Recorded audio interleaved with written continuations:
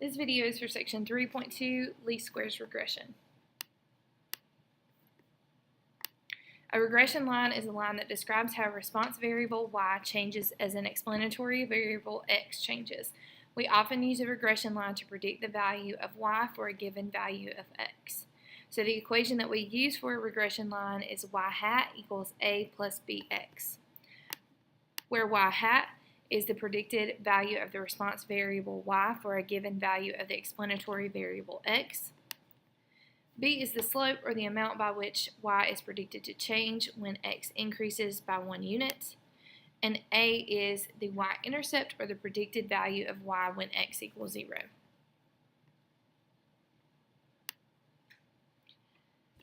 Extrapolation is the use of a regression line for prediction far outside the interval of values of the explanatory variable x used to obtain the line. Such predictions are often not accurate.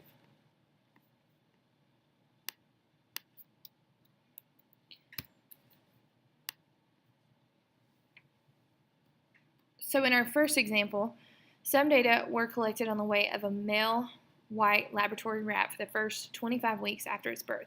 A scatter plot of weight in grams and time since birth in weeks shows a fairly strong positive linear relationship. The linear regression equation, weight hat equals 100 plus 40 times time, models the data fairly well. What is the slope of the regression line? And explain what it means in context. So for number 1, the slope of the regression line is going to be 40. And in context, the 40 represents that a rat will gain 40 grams of weight per week.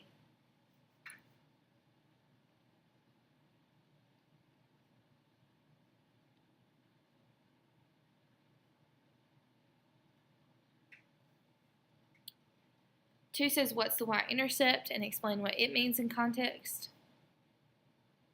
So the y-intercept would be 100.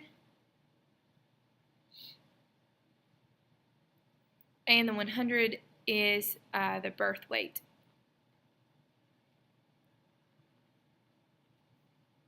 So basically the weight at 0 weeks.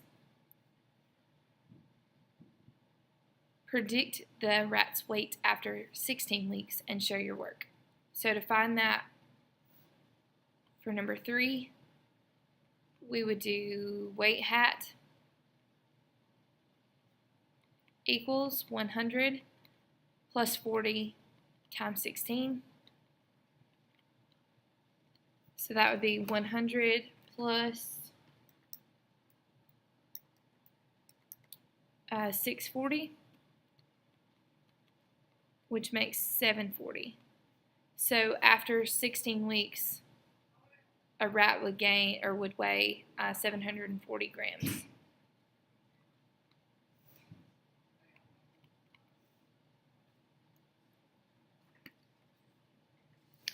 Two ask, should you use this line to predict the rat's weight at 2 years? Use the equation to make the prediction and think about the reasonableness of the result.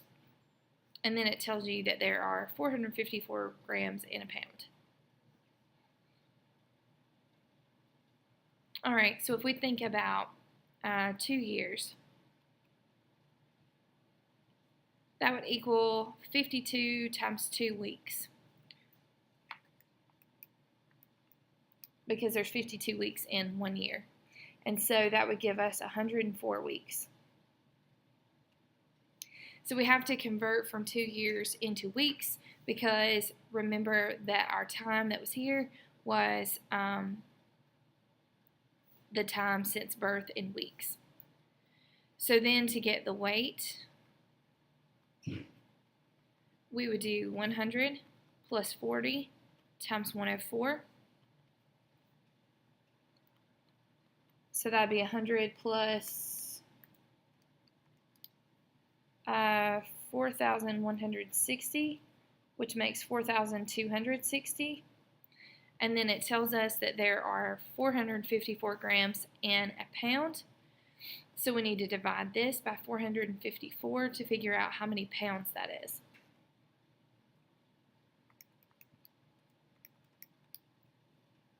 Which gives us 9.38 pounds.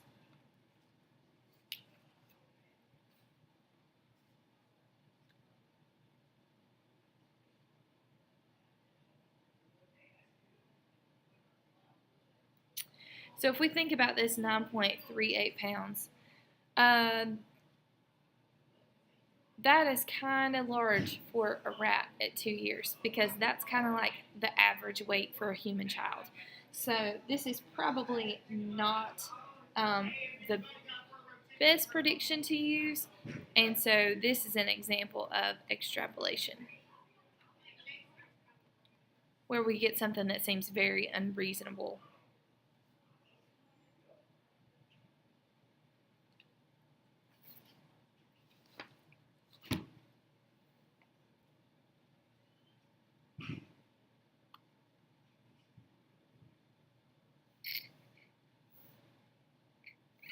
All right, residual. So that's the difference between an observed value of the response variable and the value predicted by the regression line.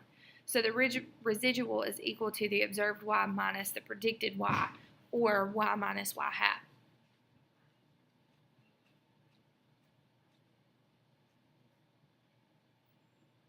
So then it asks us to go back to the backpackers problem that we discussed in section 3.1, and it says find and interpret the residual for a hiker who weighed 187 pounds.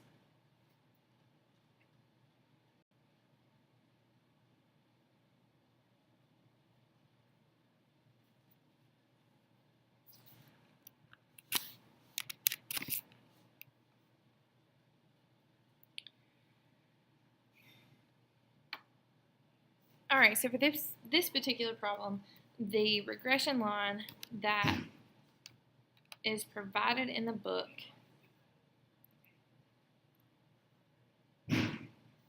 is pack weight hat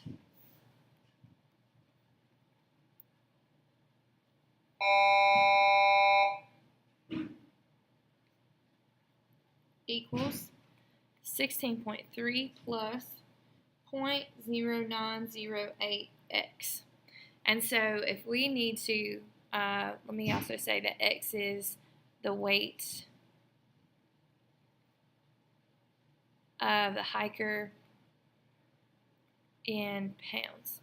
So if we have a hiker that weighs 187 pounds, that means our x equals 187. So our pack weight hat would be 16.3 plus 0.0908 times 187.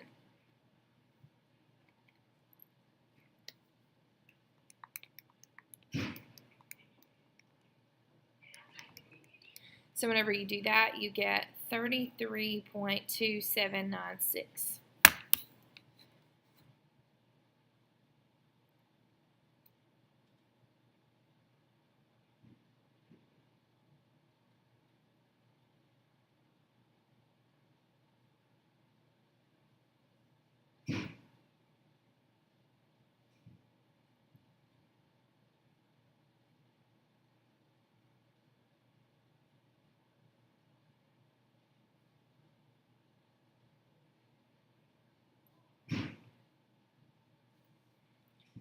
If you refer back to the problem in section 3.1, a person that weighed 187 pounds had a pack weight that was 30. So what we expect to happen is we expect for a person that weighs 187 pounds to carry a 33.3 pack weight, but they actually carry a 30. So if we need to calculate the residual, we would do that by doing y minus y hat. So y being what actually happened, which was 30, and subtracting what we expect to happen, which is the y hat, 33.3.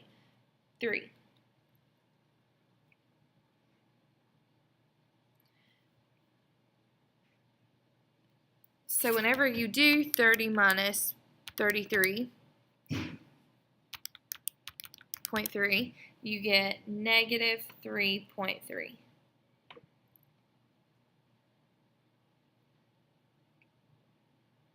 So that means that this regression line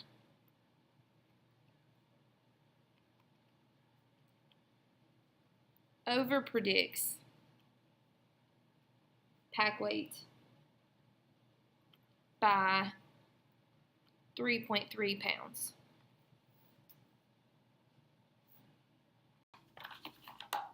Next, we'll talk about the least squares regression line. So that is a line of y on x that makes the sum of the squared residuals as small as possible. So we can calculate the least squares regression line on the calculator, which is super nice and makes things a lot easier on us. So let's use the fat gain and NEA data to show how to find the equation of the least squares regression line on a TI 83 or 84. You guys have the 84. So what you're going to do is you will go to the calculator and you will need to type in the NEA change data into L1 or list 1 and the fat gain data into L2 or list 2. So I have already done that. So what you would do to type all that stuff in is go to Stat and then go to Edit, and then you would have your L1 and your L2. So all of your NEA change, so this row and this row would go into L1, and then the other row would go into L2. So once you do that, then you are going to go to Calc. So go back to Stat, go to Calc, and then you're going to do the LINREG, so the LINREG. And that stands for linear regression.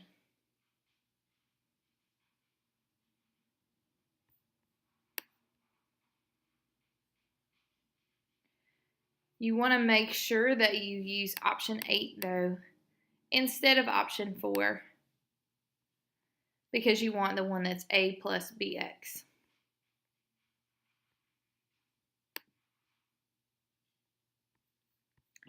So your X list would be your L1, so that basically means that you're letting the NEA change be your X, and you're letting your fat gain be your Y.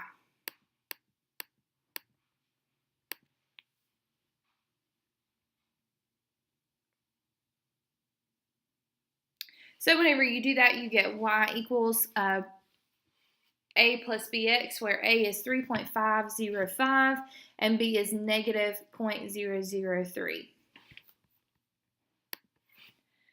So what that means is you can write your equation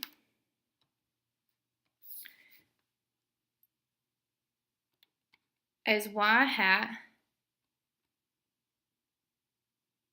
equals 3.505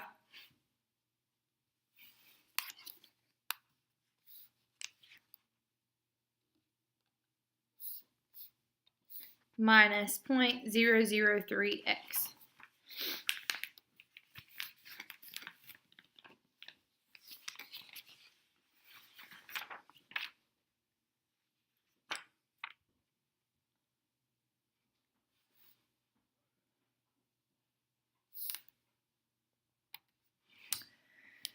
Equation of the least squares regression line. So we have data on an explanatory variable x and a response variable y for individuals. From the data, calculate the means x bar and y bar and the standard deviations s sub x and s sub y of the two variables and their correlation r.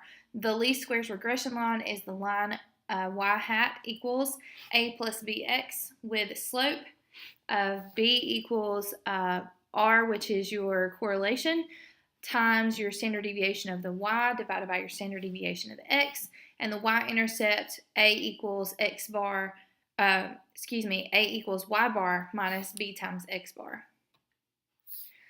So if we needed to calculate the least squares regression line by hand, refer to the data from the study of non-exercise activity and the fat gain on page 164. So that basically was the NEA information and the fat gain information from the last table.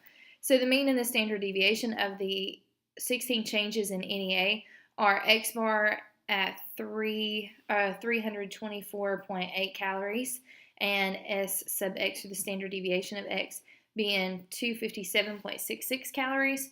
For the 16 fat gains, the mean and the standard deviation are Y bar equals 2.388 kilograms and the standard deviation 1.1389 kilograms. Then it says the correlation between fat gain and NEA change is R equals negative 0.7786.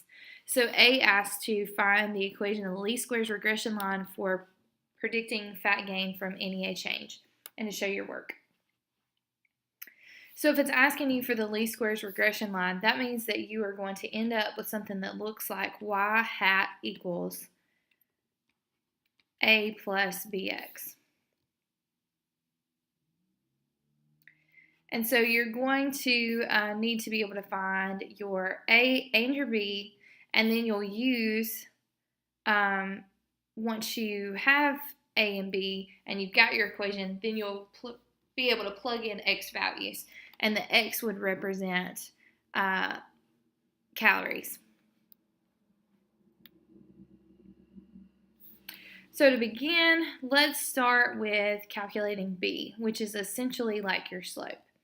So to calculate B from the last slide, we know that we're going to use R times the standard deviation of Y over the standard deviation of X. So in the problem, it told us that R was negative 0.7786, and then it told us that the standard deviation for Y was 1.1389, and it told us the standard deviation for X was 257.66. So whenever you plug all of that into the calculator, you would get negative 0.00344. Now to find your A, which is your y-intercept,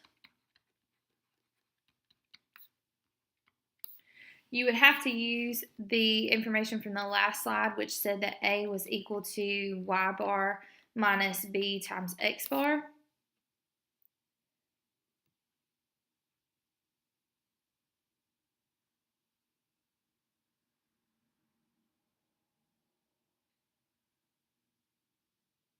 So what you could do for this is you could say that y bar was 2.388 minus the B comes from here, which is what we just found, so negative 0.00344. And then the X bar, it told us in here, was 324.8.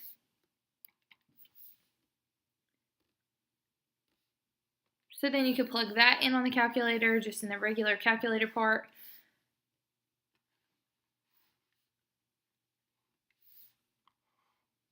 So that would be 2.388 minus negative 0.00344 times, okay, that's cool, went away, all of it, cool. So y bar is 2.388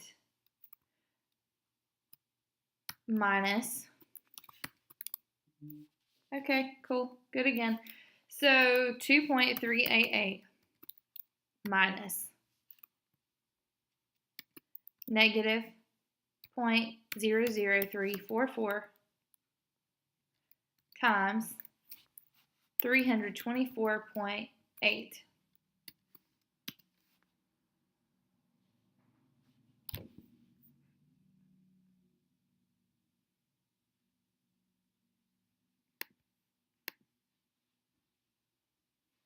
Oh, I see.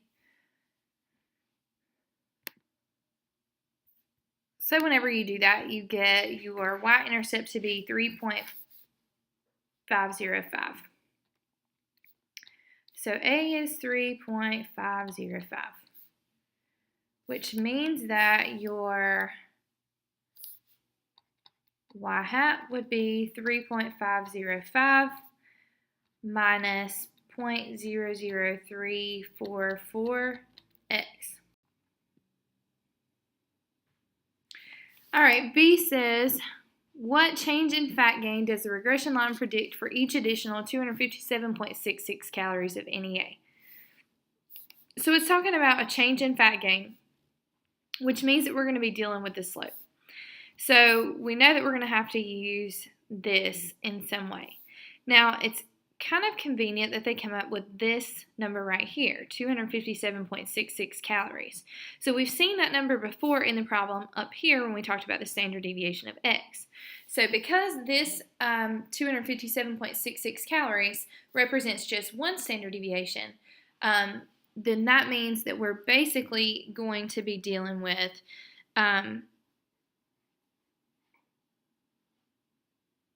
an R standard deviation increase in just the fat gain. So remember that the fat gain had to do with Y. So what that means is we're going to go back to this formula here, and we're going to use just the standard deviation for the Y, and of course the R. But we're going to skip on the S of X, the standard deviation of X, because what we are doing is just one standard deviation, and then what's going to affect that is going to be the standard deviation of the Y. So we're going to go and do R times S sub Y, and this will give us our B, and so that's going to be a negative 0.7786 times 1.1389, and whenever you do that on the calculator, you should get negative 0.89 kilograms. So basically what that means is the regression line is going to predict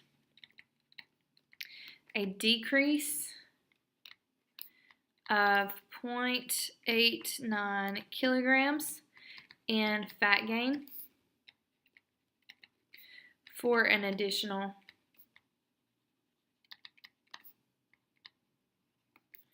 257.66 calories of NEA.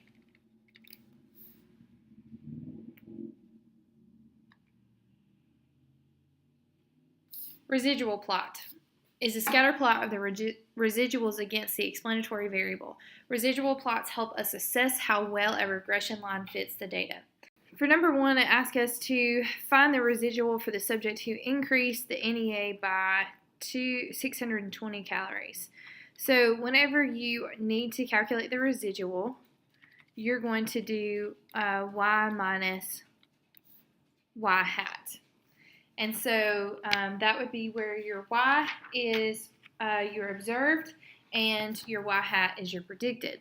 So we don't really have right now a predicted value for the 620, but we can get that by doing y hat equals and then our least squares regression line that we got from earlier. So 3.505 minus 0.00344 times x. But in this case, our x is going to be 620.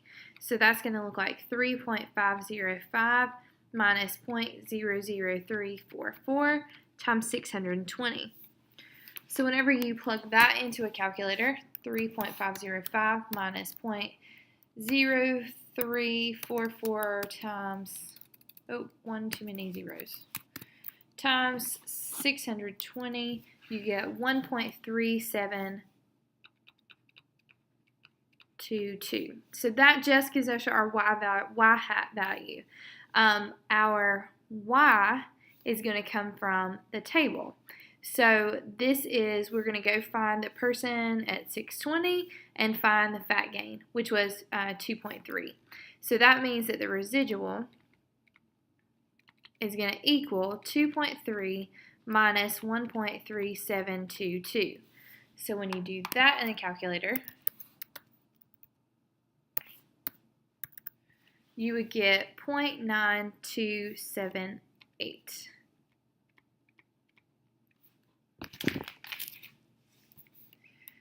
Number 2 asks us to interpret the value of this subject's residual in context. So the residual says that this person gained 0.9278 kilograms more than we would have predicted using the least squares line as a model. So gained 0.9278 kilograms more than the least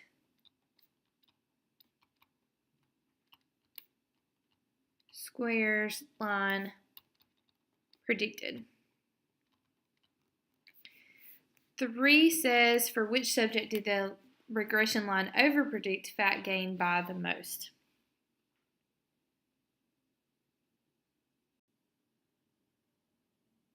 Three says, for which subject did the regression line overpredict fat gain by the most? Justify your answer. So basically what this question is asking you to do is it's asking you to look at the residual and to basically find the residual that has the most or the highest negative value. So the easiest way to do that is to go back to the calculator, and in L1 you had your NEA calories, and in L2 you had your fat gain. So what you want to do in order to be able to calculate the residual is you have to have your expected values, and you have to then calculate your residual based on those expected values and the values that actually occurred. So what we're going to do is in L3, we're going to put our expected values. We can get our expected values from the least squares regression line that we found earlier in the lesson. So that equation was 3.505 minus 0.0034. And then in place of x, we're going to plug in what our x value was, which in this case would be the L1 column. So then we're going to do second L1, and basically what that does is it takes all the values from here, plugs it into that equation, and gives us out our expected. So whenever we do that, oh, that's why. So whenever we do that, we will get all of our expected counts in that L3 column. All right, our L4 is going to be where we calculate the residual. So remember that the residual is calculated by doing the observed minus the expected. So the observed, when we're talking about observed and expected, we want our observed to be what is in our Y column, or in this case, in L2. So we're going to do second L2 minus, and then our expected column was L3. So second L2 minus second L3. So whenever we do that, then we get our residuals. So remember, the question is asking us for which subject did the regression line overpredict fat gain. So if we're looking at overpredicting fat gain, we want to look for the biggest negative number. So all of these negatives that are here are less than 1. So let's see if we have anything that's closer to 1 or higher than 1. There's one that's higher than 1. Let's see if there's one that's bigger than that one. So it doesn't look like it, which means that the subject whose NEA calories was 580 had a fat gain of 0.4, an expected value of 1.533, and a residual of negative 1.133. So the line overpredicted the fat gain the most for the person who had an NEA change of 580 and a fat gain of 0.4. This person's predicted weight gain is 1.51, and so the residual is negative 1.13. Based on the list of the residuals given in the previous example, this is the largest negative residual, and therefore the point at which the fat gain was most overpredicted.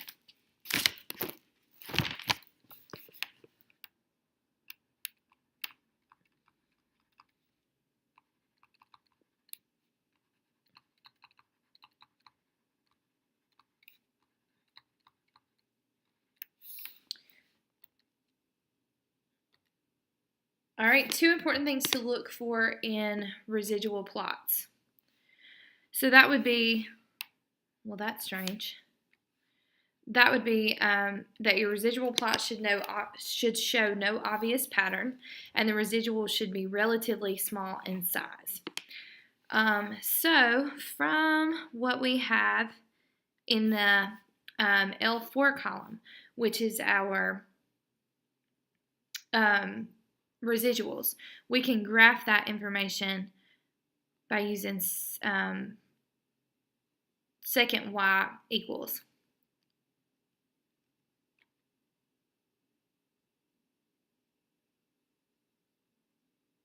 And so it has to be turned on. I'm going to make it a scatter plot. We want L1 to be our x, and now we want L2 to be second, L4, so that we can have our residuals on there. And so then we want to graph, and that is our least squares regression line. Hit the zoom and then stopped. So that would be our residuals.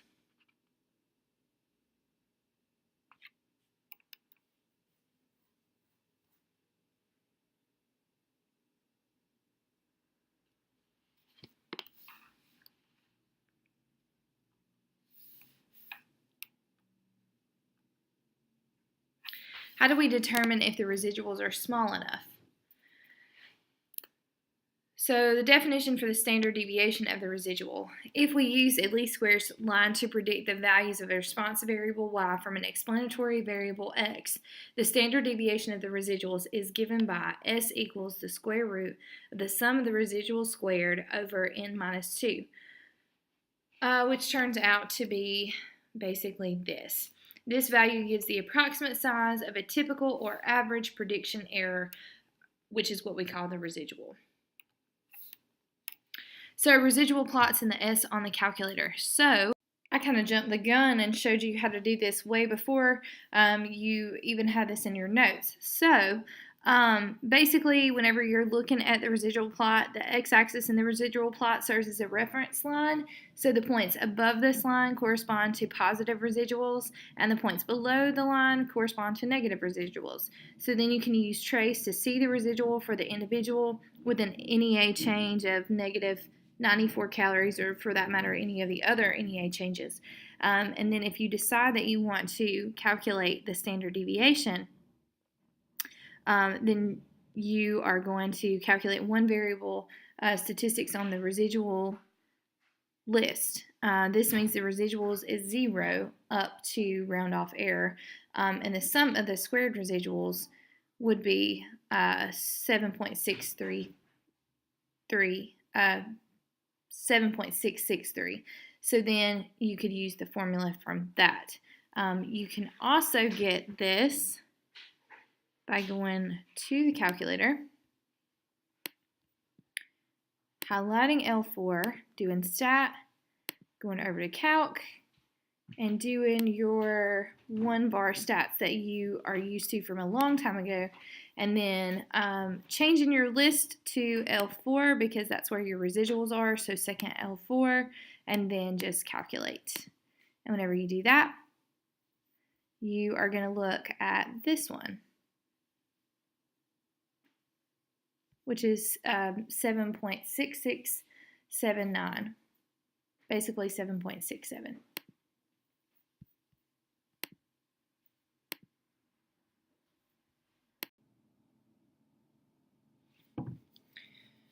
Alright, so on again, off again, we've been talking about this hiker's problem. So we're going to go back to that information. So the graph shown is a residual plot for the least squares regression for the pack weight on body weight for the 8 hikers. So it gives you the body weight and the backpack weight again, and then it shows you the residual plot for that. Number 1 says the residual plot does not show a random scatter. Describe the pattern that you see.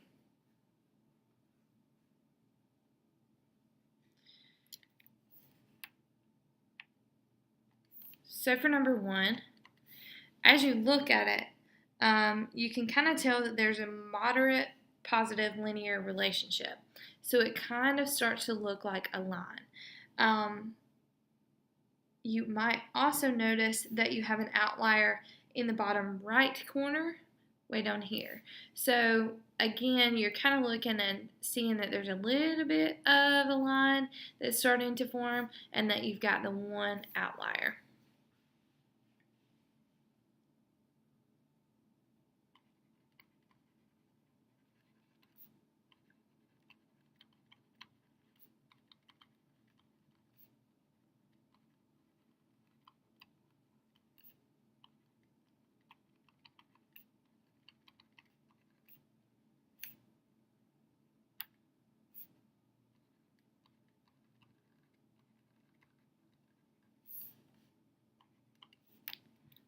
For this regression, S equals 2.27. Interpret this value in context.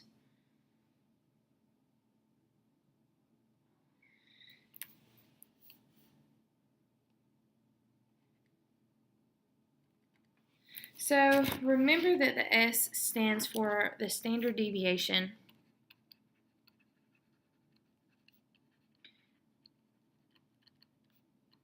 of the residuals.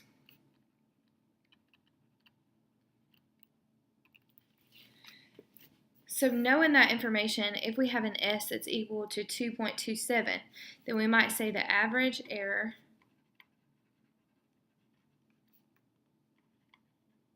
remember we call that the residual in predicting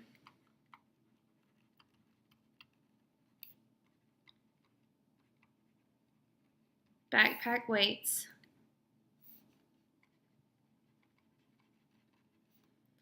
is 2.27 pounds using the least squares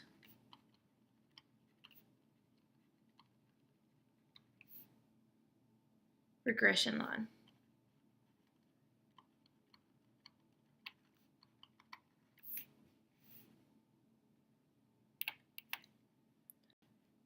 How well the line fits the data. So to determine how well the line fits the data, we have to have the coefficient of determination. So the coefficient of determination we call R squared is the fraction of the variation in the values of y that is accounted for by the least squares regression line of y on x.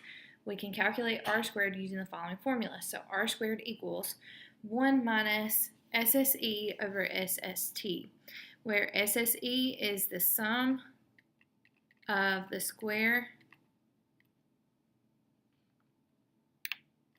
errors, and SST is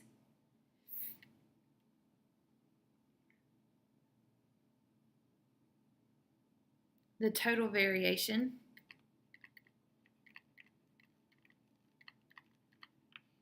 in the y values.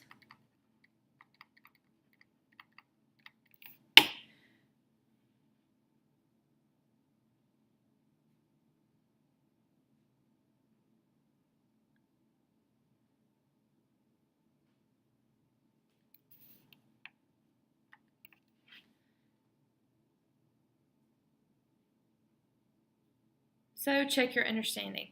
Number 1 says for the least squares regression of fat gain on NEA, R squared equals 0.606. Which of the following gives a correct interpretation of this value in context?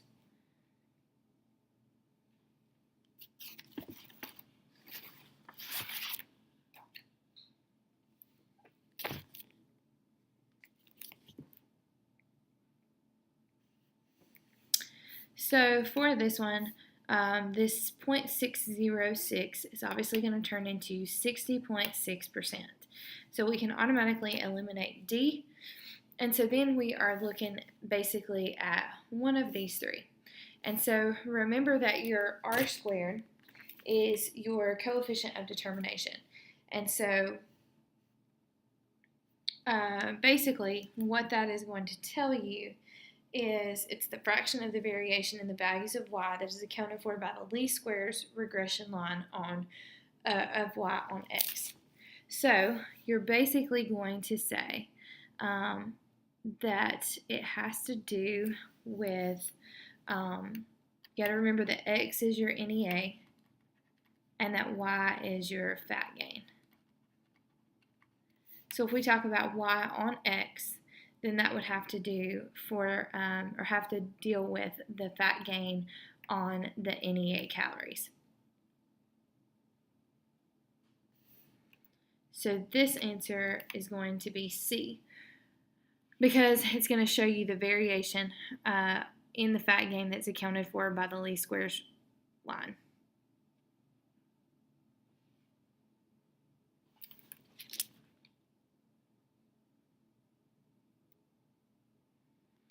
Two says a recent study discovered that the correlation between age at which an infant first speaks and the child's score on an IQ test given upon entering elementary school is negative 0.68. A scatter plot of the data shows a linear form. Which of the following statements about this finding is correct? So A says infants who speak at very early ages will have a higher IQ by the beginning of elementary school than those who begin to speak later. B says that 68% of the variation in IQ scores is explained by the least squared regression of age at first spoken word and IQ score. C says encouraging infants to speak before they are ready can have detrimental effect later in life, as evidenced by their lower IQ scores. And D, there is moderately strong negative linear association between age at first spoken word and later IQ score or test score for the individuals in this study. So again, to kind of go back and read what's happening here, it says that the correlation between age at which an infant first speaks and the child's IQ score is 0.68, which would turn into 68%.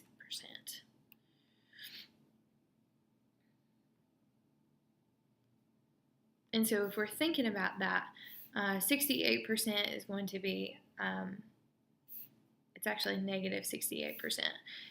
Is going to be moderately strong for sure, because that's kind of a high number, and then obviously negative, and linear between age at first spoken word and later IQ tests on or for the individuals in this study.